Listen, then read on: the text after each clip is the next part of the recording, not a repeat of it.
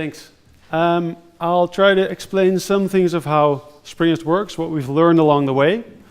I'll try to do a 10-15 minute Q&A at the end, because the stuff I'll tell you usually brings a lot of questions, especially in the form of, but how the hell, and can this be, and no it can't, and stuff like that. I know that. So I'll just try to show you some tidbits here and there of how we've figured this out. Behind me is the team, roughly when we started Holacracy. This was 6 years ago at Rokin in Amsterdam, here in the center. We were with about, this is a bit later, but about 12, 13 people, and I noticed that I couldn't manage the company at the lunch table anymore. Some things were getting lost in translation, or parts of the company were not communicating, and it couldn't all come from me anymore. So I thought, something has to change, and people were telling me, so yeah, you need managers now. It's not just you anymore. And something in me said, no, there must be another way, please. And then the way came to me, and it turned out to be Holacracy. So I'll tell you about it. So basically, you start to do management when you need to tone down the chaos. As a startup, you need the chaos. You need to iterate fast, figure out new things all the time. So you actually, managers will be in the way. But at some point, that flips, and you have to have more clarity and more structure so that it doesn't fall apart, and so that your resource and your energy is all aligned towards one goal. So that's what we figured out. No managers, but also no chaos. So I'll show you how Holacracy can add some structured flexibility, because as a scale-up, which is Nmbrs is a scale-up, I think Springest as well, we're with 50 people now, a bit more. You need the flexibility still, but you also need some structure. So the team went from this to basically this, and then this. So about 50, 52 people now. This was the team at Workation.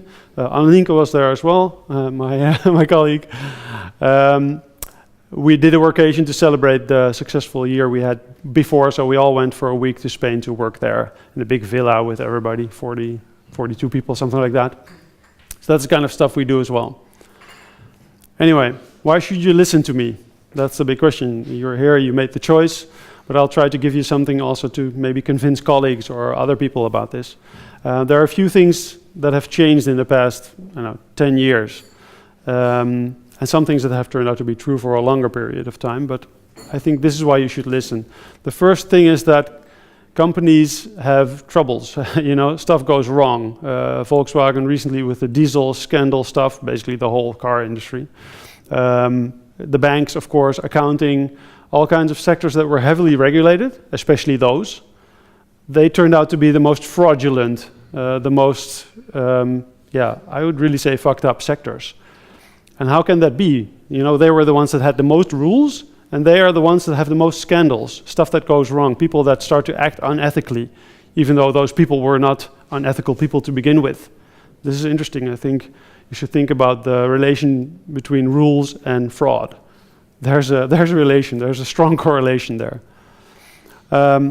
Essentially, the rules give a fake sense of security, a fake sense of control. There are rules, so it's all good, right? We just make up the rules, and then we all adhere to them, nothing to worry about. We don't have to think about reality anymore. I think that's what happened.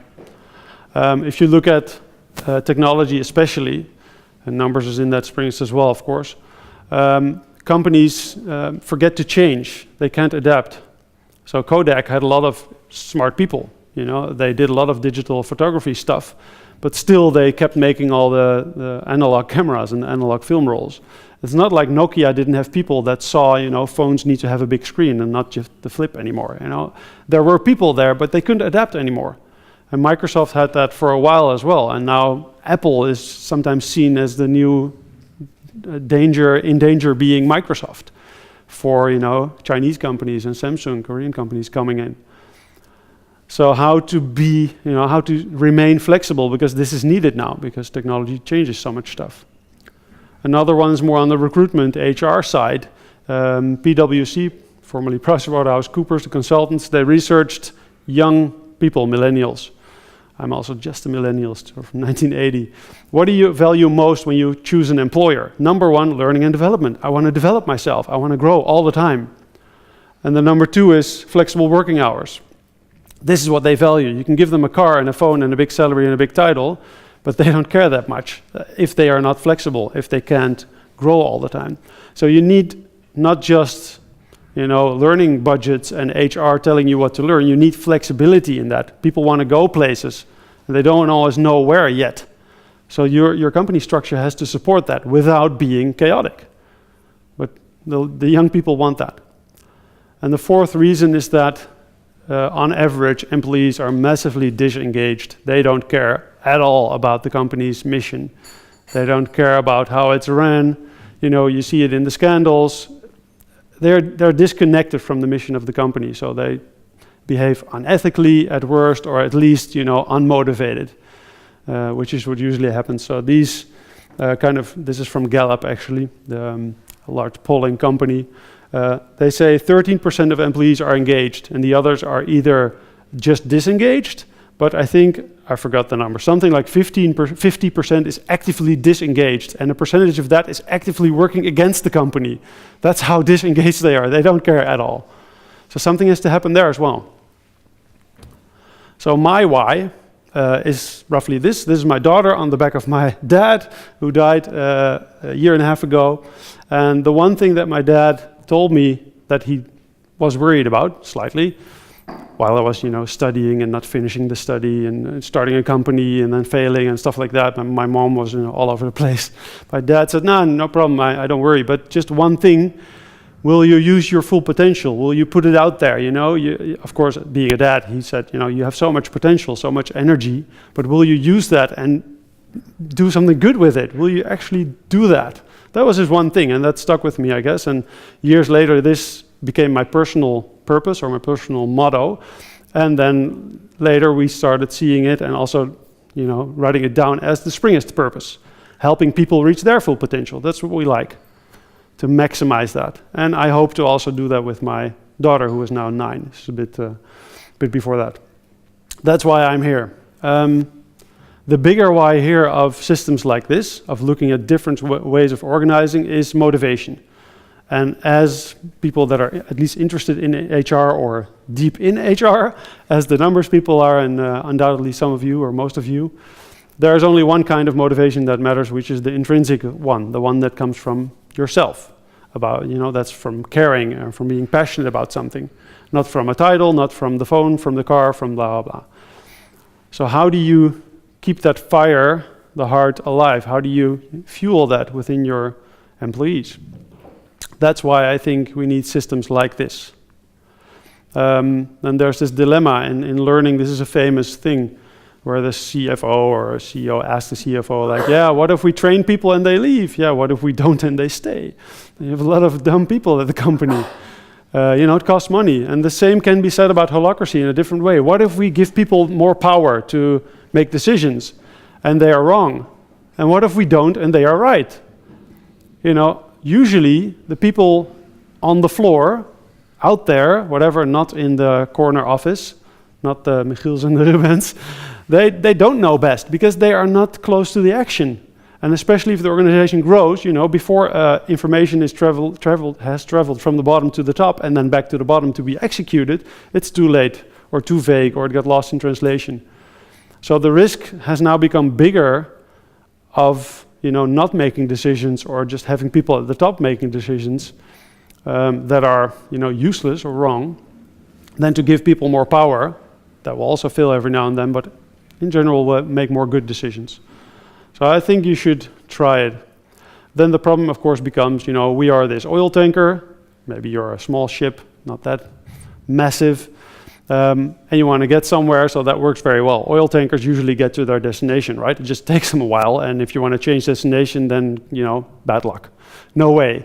So you want to be all these small little boats that go fast and that can change direction. Well, then you have the problem, how do we fit everybody in there? Okay, maybe now we are 50 boats, but how do we get them to the same destination in roughly the same time?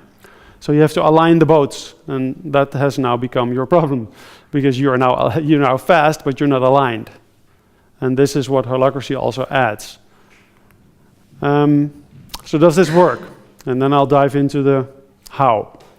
We've been nominated and awarded the best employer in the Netherlands 4 times in a row now.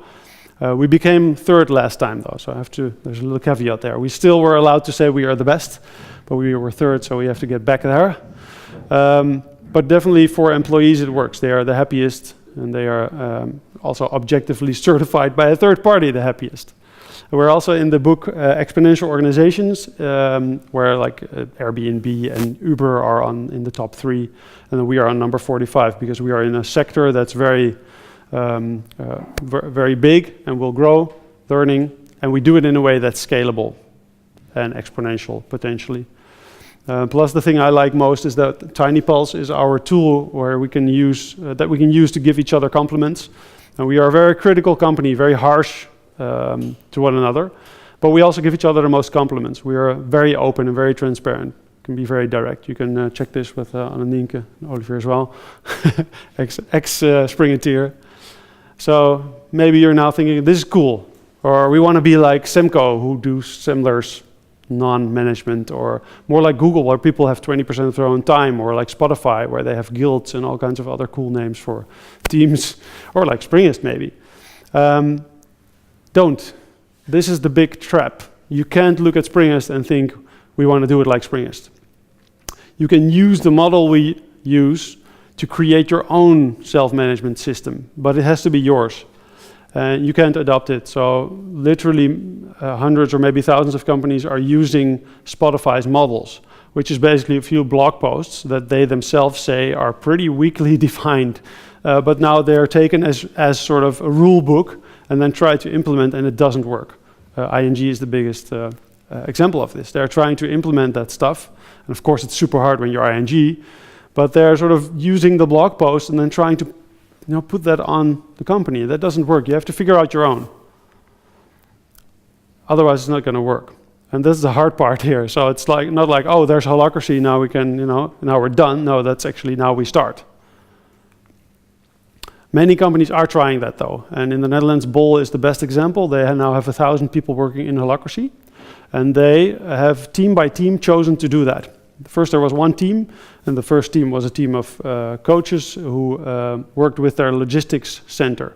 So, pretty hierarchical thing that cannot go wrong. And they worked in Holacracy first, and then other teams were allowed to adopt it. And they did, and now they're at 1,000 out of 1,500 employees. So there's the choice. It's very interesting. So Bol.com is the, I would say, coolest example to look at, because they have the choice. The teams choose themselves. And all the other companies are running Holacracy experiments. I've spoken to most of them, at conference, and they're all trying in parts of the company. So this is not just something for the smaller Nmbrs and Springest type companies now. The big ones are doing it too, trying it at least. This will take a while. And just to be sure, usually people don't really understand that. They say Holacracy is a thing that we can now use to run the company. No, it's a thing. I'll explain a bit more, not too much, because it's quite extensive. It's a thing that you can use to do experiments to create the structure to run your company. So it doesn't tell you how to run the company, it only tells you how to run the experiments that help you define how to run the company. That's something to keep in mind. So your Holacracy will be different from ours. You can totally build a North Korean style dictatorship with Holacracy if you want. It's just a matter of writing it down. It will be hard, by the way, but it can be done. So what's your why? I hope you thought about that, or maybe you will now. I would like to hear one. What's your why? Why are you interested in this? Why are you listening to me? I mean, you feel free to leave, by the way, so I assume you're all here because you want to. Can I have one example, one person? What's your why? Shout. I want to be able to help people. You want to be able to help people? Yeah, give them advice. Give them advice. And why would self-management or something like this help? Or why would that be, why are you interested in this? Well, maybe our clients, they want to do something like this, so I can help them figure it out. Cool. And why do they care, you think? Why do they want to know this? To be able to work, to be in this, how do you say it? To be able to help their clients the best they can. Mm-hmm. maybe to sort of get the most out of their people again. I think this is a good reason. For sure, that's the biggest part of my reason. I'm not doing this because I care, by the way, about self-management or about holacracy. I also don't do it because I care about people. I happen to care about people. It doesn't have much to do with this. This, for me, is the best way to get the most out of people. To use them in the best way as a resource, economically, to win the war we're in, blah, blah, blah. I am like that as well. I'm not a kind of a altruistic hippie here who does this for fun. I'm doing this because I think it will help us win and help us have a sustainable company that can go on for years instead of die after 10 or 20 years because someone else was more flexible and faster and stuff like that. That's what I really feel. Okay, few things about Springest, what we do. If you're like, yeah, what's this all coming from? We want to be the Amazon of learning. So our purpose is helping people reach their full potential through learning and vitality. Vitality we've added a year ago because we figured it's so important. You know, learning is important, but if you're not healthy and vital, then it doesn't really matter. So we've started adding a lot of stuff like ergonomics courses or physiotherapy or stopping with smoking or sleeping apps and stuff like that to our platform as well. So we help you find the right products to help you reach your full potential by learning and by staying healthy. We do that in a number of countries. And we have platforms also for organizations to do that internally. So companies like Siemens and Stork and PostNL and some others, they use a version of Springest internally. And we help them reach their full potential through their employees. And they can just pick their own courses, you know, book their own products, book their sessions with the coach, stuff like that. That's what we do. So that's enough about us. Actually, maybe good to know, about half of the company is building the product, you know, this platform that you can log into, and the other half doing sales and support and marketing, stuff like that. That's the type of company. So, to show you a few elements of the system. I'm not going to explain it because it's too much, but I'll just want to show you the complexity of it because it is complex. Reality is complex, and if you want to make reality explicit, that, you know, requires some writing, requires some system. So Holacracy consists of a lot of rules. There's a big rule book also. Well, it's online, of course. It's called the Constitution, the base rules, and then there are rules under those rules. Like in a law, you have the Constitution, and you have laws in a country, and then, you know, they get more granular. And then you have meetings, and the meetings have a certain structure, and there are two types of meetings, and there are circles, and circles are sort of teams, and they have strategies, and that's all very well defined in how you write this down and how you communicate it. And then within circles, you have roles. Roles are actually filled by people, by the way. But Holacracy, as you see, is not about people so much. It's more about the structure around the people. Just so you know, lots of stuff there. Actually, reality is complex, like I said. So if you want to make reality transparent, which is an important part of Holacracy, then you'll have to write down a lot of things, have some rules. To compare traditional companies versus Holacracy, there are a few key differences. Number one is you have a job description. If you're lucky, it changes once a year, once every 2 years. It's somewhere in the system and you never look at it, right? Because, you know, it doesn't really match with reality and it's also not so clear, and maybe you've looked at it, but certainly your colleague hasn't looked at yours. So they don't know what to expect from you besides, you know, the behavior you show every day. That's basically the clarity you have. You do this, right? I think so. So yeah, can you do this for me? Then I'll do that for you. That's as clear as it gets. In Holacracy, you have roles, and roles are very neatly defined, and they are redefined all the time. And I'll show you some of ours in a second. And they're more flexible and they're smaller. Usually you have a few of them. I'll get back to those in a second. In a normal company, traditional company, you have delegation. So you say, hey, you can, like in a mailbox, you have delegated access to my mailbox. You can send mails on my behalf. A manager will say, you can make decisions on my behalf. But if I don't like it, I can overrule them.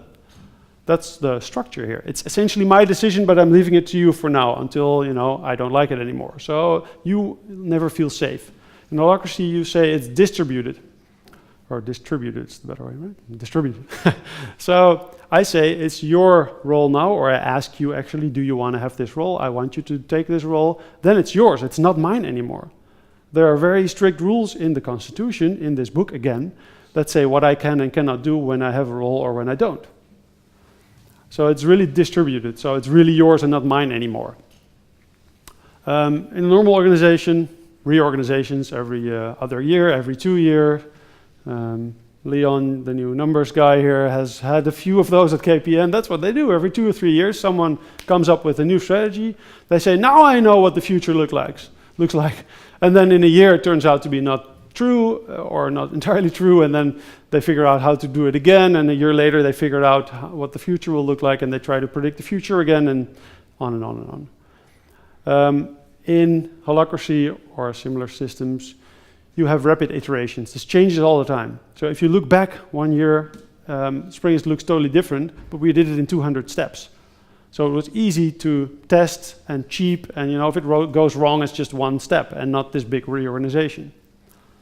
Another one is office politics, which is not always bad. It's about me knowing you so I can influence you. And that's okay. But in Holacracy, our relationship doesn't count. It's more about accountability and the rules and stuff like that. Data, transparency. That's how we talk to each other. So if you don't do what I want you to do, it's because of the data and not because you don't like me or because I didn't do you that favor last time. This is, of course, how most companies work. You don't have to read all of them, but there are nice examples in there of, there's this black organizational chart that is totally not how stuff works in reality, of course. Because there's all these other relationships that are, in this chart, a lot of stuff is about drugs and sex, which is, what life is about in many ways, but that's how it works, actually works.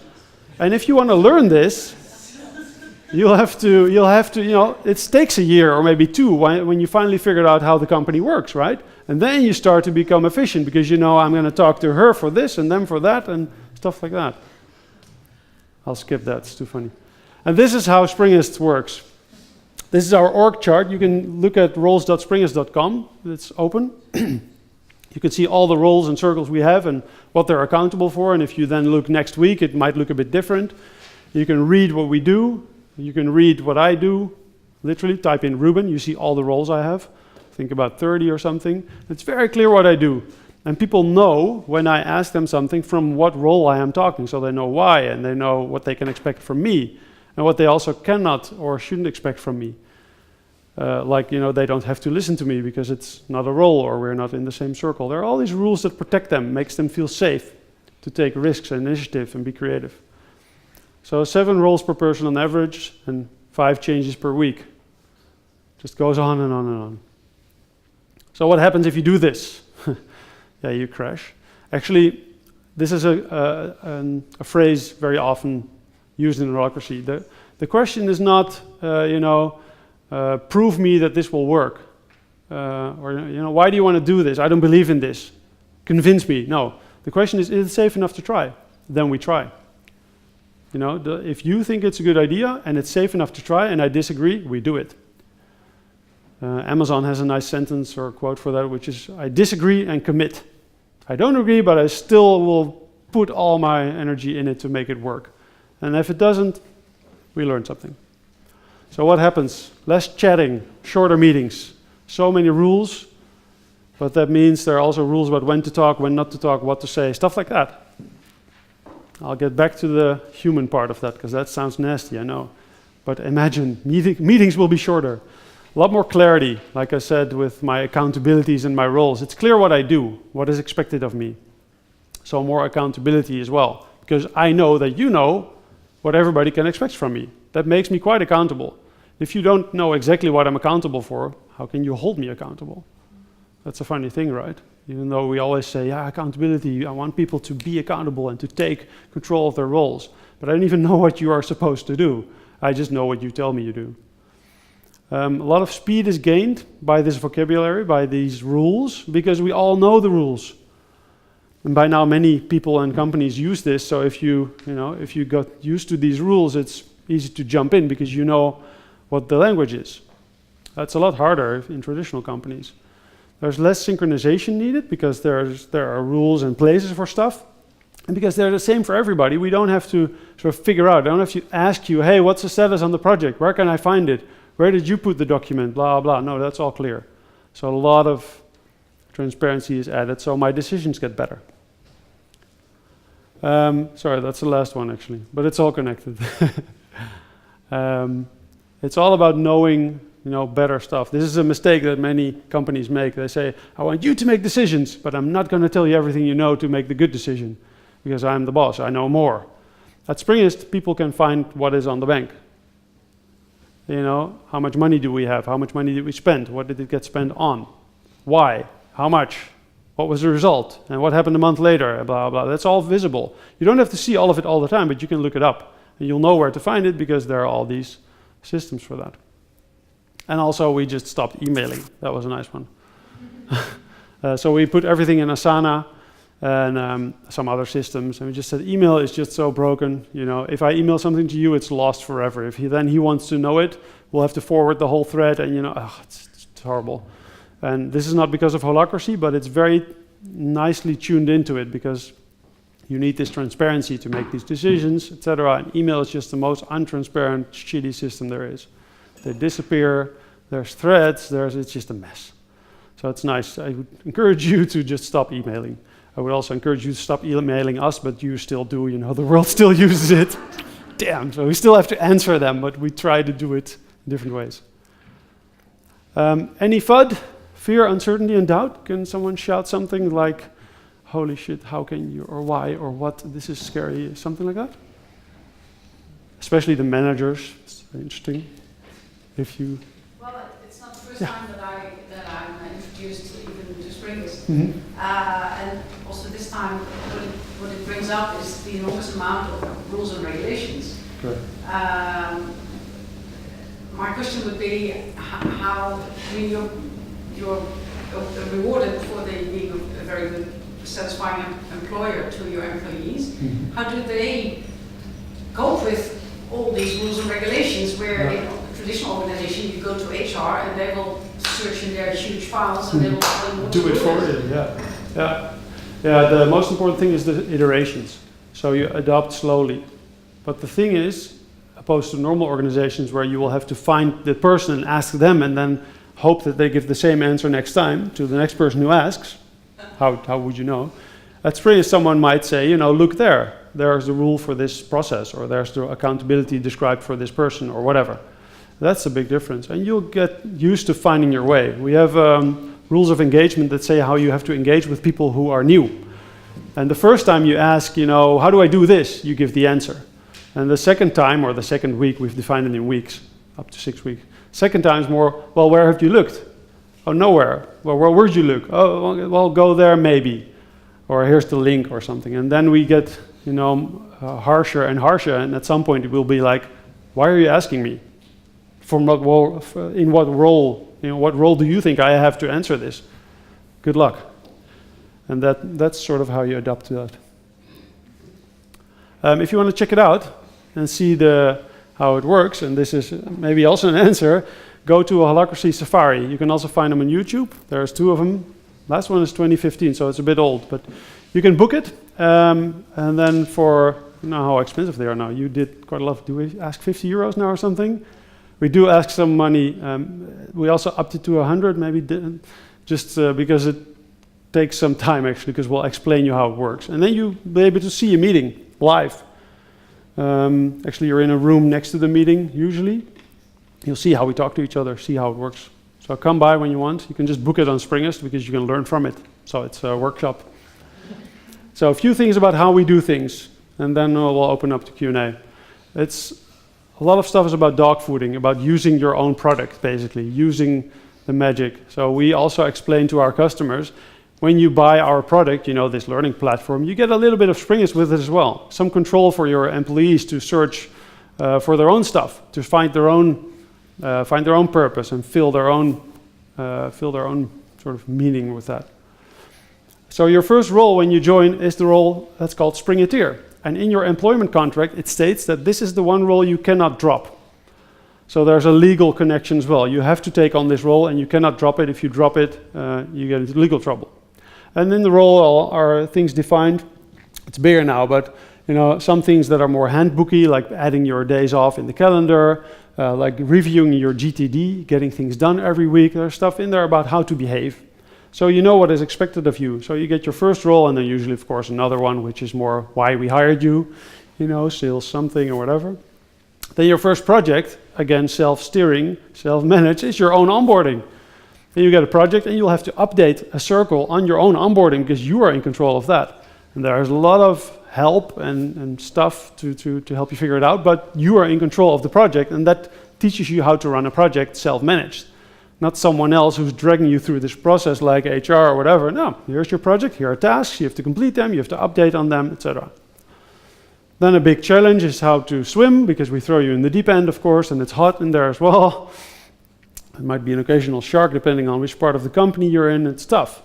And there's a help desk, and you can search for stuff, and yeah, well, there's an onboarding buddy you can ask, but they're not gonna take you by the hand. You'll be the one who has to ask the question. And then you have to meet your new boss, you know, who is everybody. It's also tricky. And one of the many ways we support having all these bosses is by making recognition really important, thanking each other and also feedbacking each other. We use 7Geese now, actually. We've moved away from TinyPulse that we used before. The 7Geese has all kinds of tools, and this is one. So I can recognize you for something you did. So, hey, thanks, good job. You can, if you have good eyes, you can read this a bit. But we've also connected our values and the Springest skills to this. So when I recognize you, say, hey, thanks for doing this, or good job on blah, blah, blah. It also asks, you know, how does this connect to the values we have and the skills we want to promote, the things we want you to be good at. And that helps people to do a thing that managers used to do. First of all, the recognition itself, because there's no manager who's going to say, you know, good job. And you have to replace that because people want to know if they're doing a good job. But secondly, it also helps you explore, like, hey, I want to get better at data-drivenness, which is a skill that we promote, and you can, someone here? No.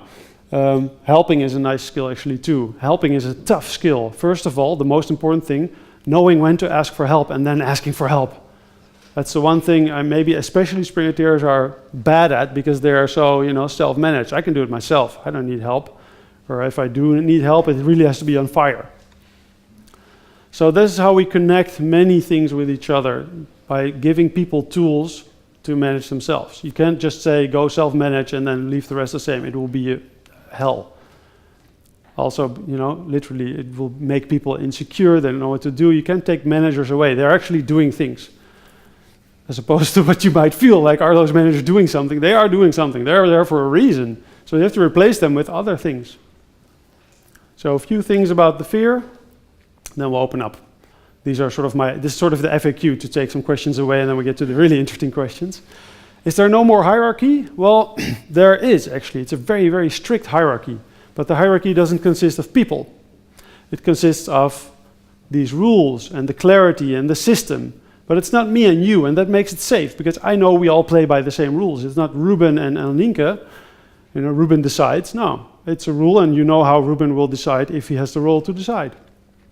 But there is a hierarchy still, because we want to reach a goal. And the goal is for the company, the purpose, and then there's, you know, all these circles within it, as you saw in the organization chart. And that's very hierarchical, because we are here for a reason. We're not just here doing the self-managed thing because we like it, as I said. Does everybody do what they want? No, because of this hierarchy of all these roles and circles that each has their own purpose and accountabilities. No, not at all. Stuff is expected from you, and everybody knows it. So that's tougher, actually. You're more accountable, and you can less do random stuff. However, you can choose if you want to fulfill a role or not. So there is flexibility there. But once you accept it, it's yours, and everybody knows it. So then it's tough. That's interesting. Is there no place for emotion? And as it has sometimes been asked, or not just sometimes, often, is this okay for women? Really fucking insane, but this has been asked. I didn't make that up.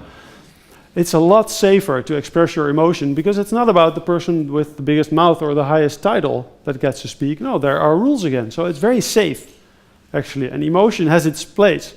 Not all the time, everywhere. That's the funny thing, which is in normal companies, you know. You might get me on a bad day and it's all shitty and you better not talk to me.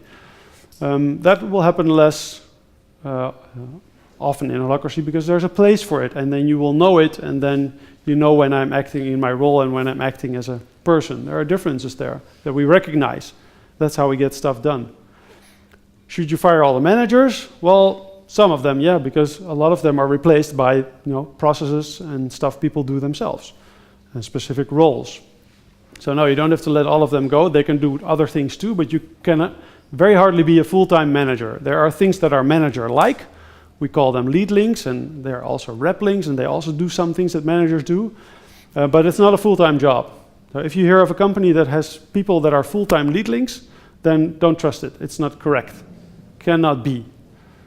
Because it's just not so much work. It's very hard though. It's harder actually than being a manager because you have less tools to make your team or your people do what you want. Because you cannot all, say, do this, do that. Oh no, wait, do this. Oh, stop that. No. You'll have to be clear to them about what you want to achieve. And it's also hard to do in parts of the company, although big companies have to, but you have to have the CEO with you. Because otherwise, he might be still or she might be still shouting orders and the rest trying to self-manage. That won't work. Too hard. It will also not kill your culture. It's not about people. What it will do, probably, is make your culture explicit. So, stuff will be written down, and you know why your company is your company, because it's there. Springest is Springest, and numbers will be numbers, and your company is yours, and you know why. Instead of it being this vague thing that we all know what it means, right? And then, of course, you don't. When something goes wrong, then everybody turned out to have another idea about it. So it will not kill your culture, but it will make it visible. And everybody knows how much everybody makes. Now, that just depends. Our salary stuff is pretty old school, actually. But at least we've written down how it works. There's no randomness. There's a clear process on who decides what and which part and how they get input, stuff like that.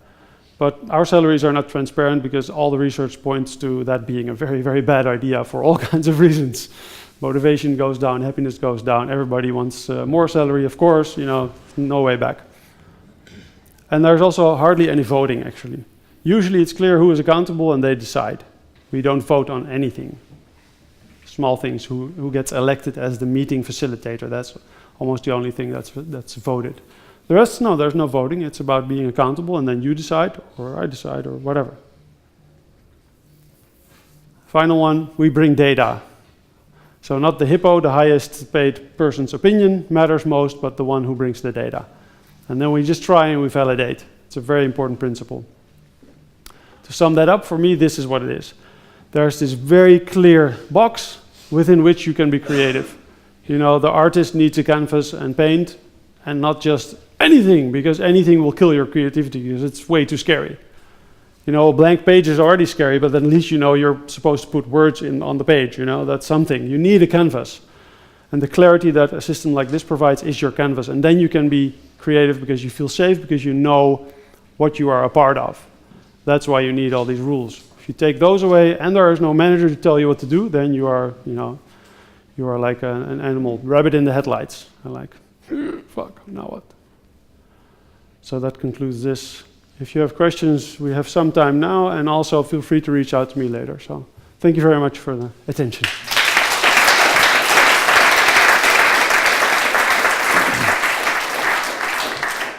You know how much time we have left, so We still have 5 minutes. We can chill. if anyone And a bit over time. Hit me.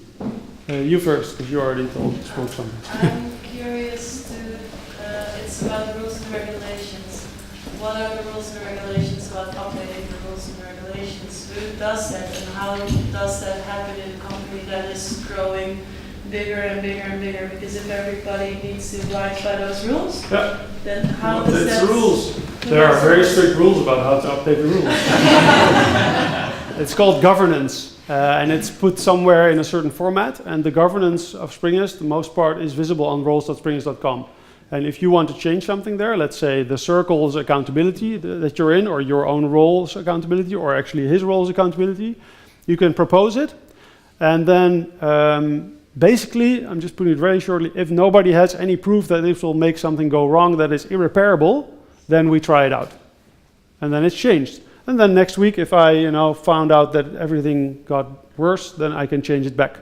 And there's nothing you can do to stop me, nor the other way around. So that's the rough rule book. You keep changing all the time. And if it works, you keep doing it. And if it doesn't work, you change it again. And it's essentially, the whole principle is evolution. You try stuff. If it works, you keep it. If it doesn't work, you throw it out. You have to write it down. You have to write it down, yeah. Use yourself. Exactly, yeah. You have to write, well, not you yourself. There's a process for that as well. Another person does that who's very good at that, the secretary.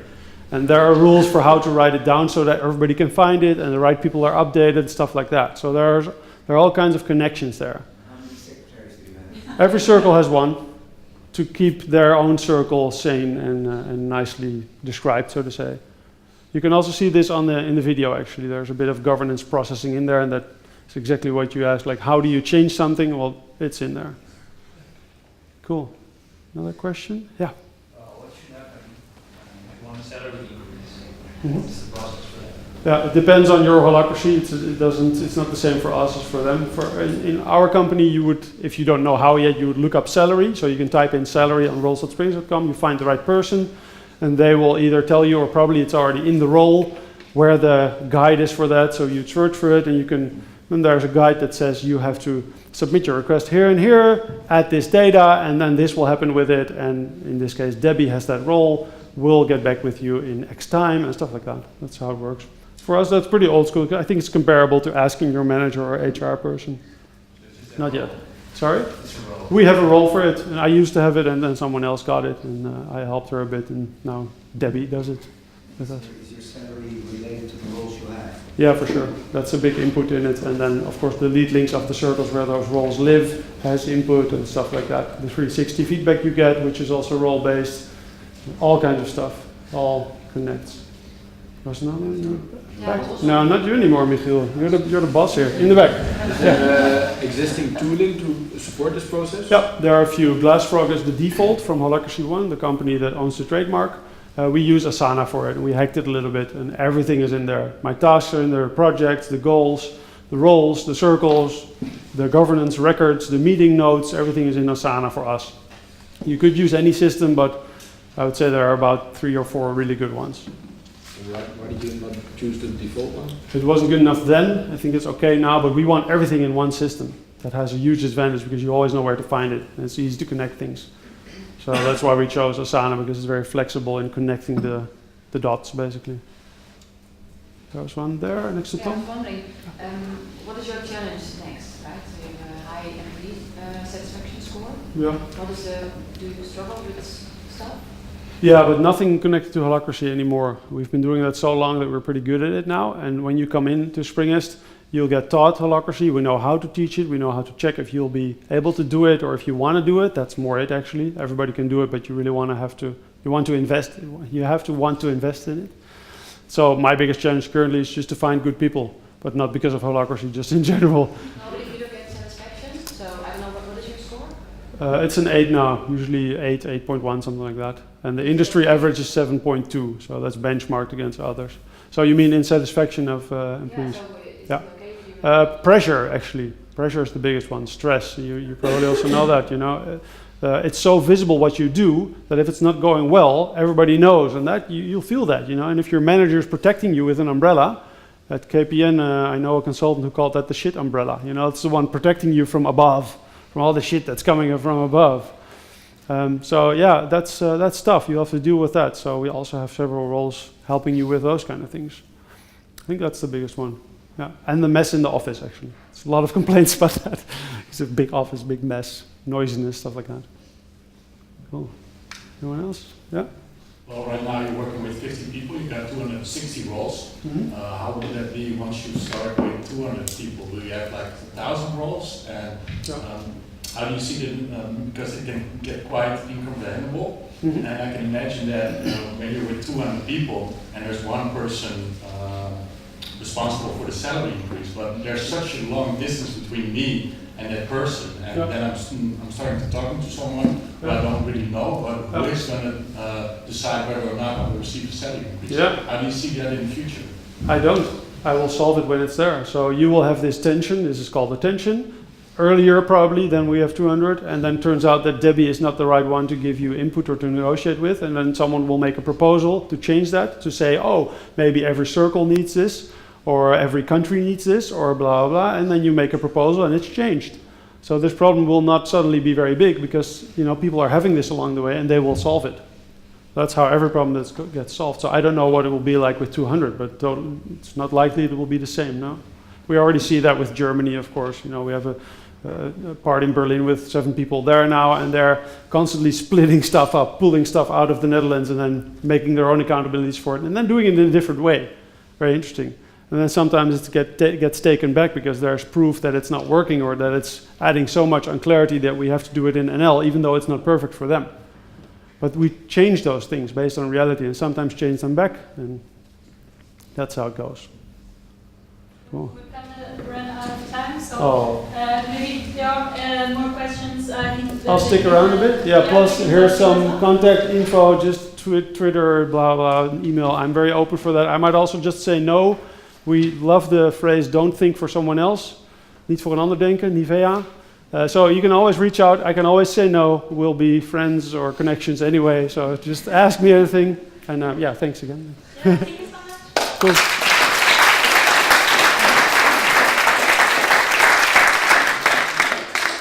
Interesting points, and one of them I liked how we also created a bridge with one of the things that Tom Hack said about the personalization. That I know that a lot of people are talking now about holacracy, but it doesn't mean that it can apply to every company, and even if it does apply, it's not the same way for all the companies. And I think that it's something that also our product is very flexible about it, because no matter the model, the work model of any company, it can adapt. True. Yeah. We use numbers too, actually. So yeah, it's interesting though, because numbers is about, you know, what function do you have, and we can only add one. This is one. But you can actually, we have added in numbers just because most of you are numbers users. We say, okay, Debbie has 7 roles, and 5% is in that circle, 10% is in that circle. That's how we do budgeting. So we can see how much money we spend on people without them being in one place. And numbers actually does support that already, but you can only have one function title, unfortunately. That's a little thing we have to work on here. yeah, exactly. Yeah, it's not bad. Not bad. Cool. Well, thank you so much once again, and so we'll have a coffee break, another 15 minutes. So we'll see you soon for our last speaker of the day. Cool. Yes. I'll stick around. Yep.